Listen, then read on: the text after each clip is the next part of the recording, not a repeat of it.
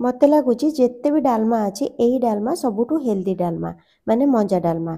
आपण मैंने जानिथिबे एथिरे बहुत सारा विटामिन मिनरल्स तो थाए। या सहित या पेट पई भल थाए, बीपी और सुगर पेशेंट मानक पई भल थाए, हेल्दी हार्ट पई भल थाए, आ किडनी स्टोन नु बचाया पई भी एटा भल थाए।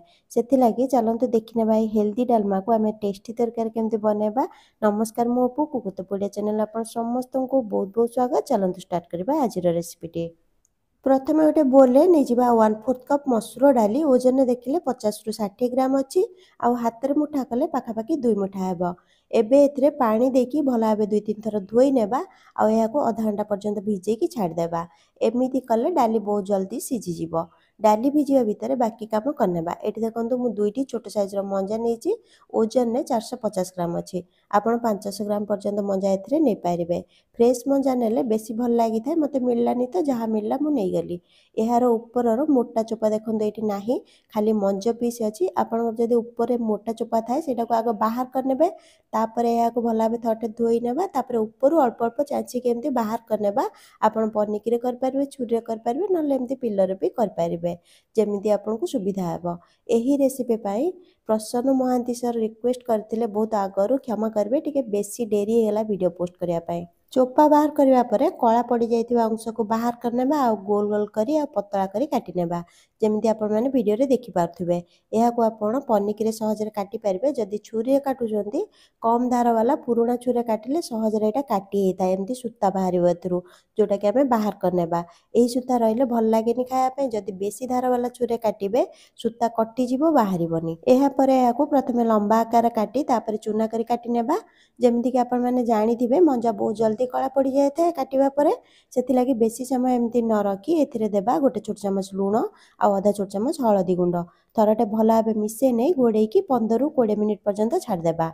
एहा परे आपण देखिबे एटा टिके नरम हो जाइथिबो आ सहज रे चकटी हेबो।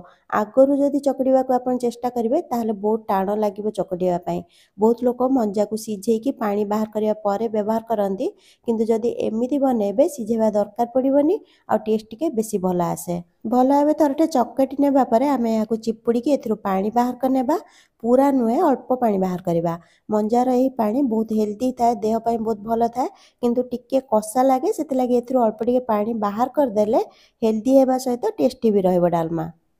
आजिर वीडियोटी जदि आपको भल लगी था यूट्यूब रे देखुथिले प्लीज लाइक शेयर और सब्सक्राइब करिया भूलिबेनी। निजर मतामत देबा पई अनुरोध रहिला। फेसबुक पेज रे देखुथिले फॉलो निश्चय करंतु। एही पानी रे किछि मात्रा रे लूण आ हळदी बाहर जाय थाए, सेति लागि मु टिके अधिक लूण आ हळदी एथिरे देथिली। एही पानी को फोपाड़ देई मंजा को साइड रे रखिबा। आ गोटे कड़े गरम करी एथिरे देबा 3-4 बड़ चमच सोरसा तेल। तेल आपण निज हिसाब रे टिके कम बेसी देई पारिबे।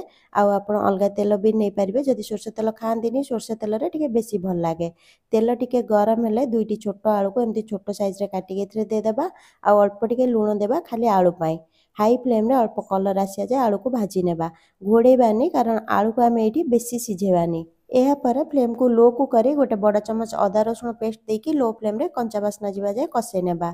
मसला कम पसंद थिले आपण गोटे छोट चमच अदा रसुण पेस्ट भी दे पारिबे। एहा पर एथिरे किछि गुंड मसला देबा। आ एठी फ्लेम को लो रे रखिबा। गुंड मसला रे मु दउची आधा छोट चमच रु टिके कम हळदी गुंड, आधा छोट चमच जीरा गुंड और लंका गुंड आधा छोट चमच रु टिके अधिक अछि। आपण निज हिसाब रे कम बेस करके लंका गुंड दे पारिबे। टिके मिसे नेबा। तापर एथिरे गोटे छोट टमाटर काटी के एमती दे देबा।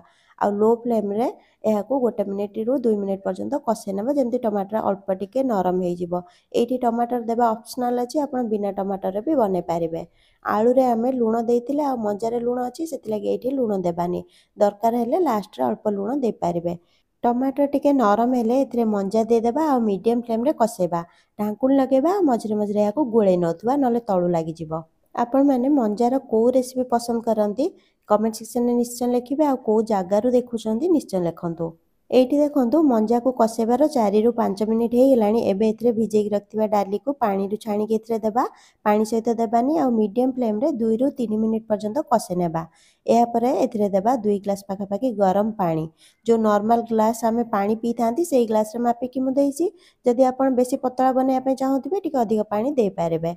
पानी देबा परे फ्लेम को हाई रे रखी थरे फुटे नेबा। तापरे लो फ्लेम रे रखिबा आ अल्प टिके लूण देबा। मंजार भी लूण थिला आ आलू रे भी लूण देथिले, सेति लागि अल्प टिके लूण देबा नले लूणिया हे जिवो।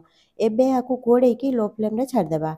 20 ରୁ 25 मिनिट पर देखंतु डाली सिझी गलानी पानी भी एथिरे ठीक अछि ठंडा हेबा परे आउ टिके गाढ़ा हो जिवो मु रुटी सहित खाया पे बनैथिली सेति लागि एतिकी गाढ़ा रखिछि आपण चाहिले आउ टिके पतला भी बनै पारबे पानी टिके अधिक देइथिबे आगरु सिझेला बेले आउ एथिरे एबे आमे गोटे तड़का लगेबा जोटा कि यार टेस्ट को आउ टिके बढ़े दबो गोटे पैन दे देबा 2 बड़ चमच सोरष तेल अल्प टिके गरम करिकी तेल को एथिरे दुईटी सुखला लंका देकी टिके हल्का कलर आसी जाय भाजी नेबा तापर गोटे तेज पत्र दे देबा आ गोटे छोट चमच दे देबा पंच फुटण फुटण टे फुटी गले गोटे छोट पियाज देकी अल्प कलर आसी जाय याको भाजी नेबा पूरा लाल करिकी भाजीबा दरकार नै या पर याको डालमा दे देले डालमा रेडी आपण चाहिले धनिया पत्र दे परिबे न देले भी भल लागि थाए रेसिपी टी ट्राई करिकी देखंतु जदि भल लागे लाइक शेयर आ सब्सक्राइब करिया भूलिबेनी फेसबुक पेज रे देखतले फॉलो निश्चय करिवे पुन देखाबा गोटे नुवा रेसिपी रे से पर्यंत खुशी रहंतु हेल्दी रहंतु सेफ रहंतु।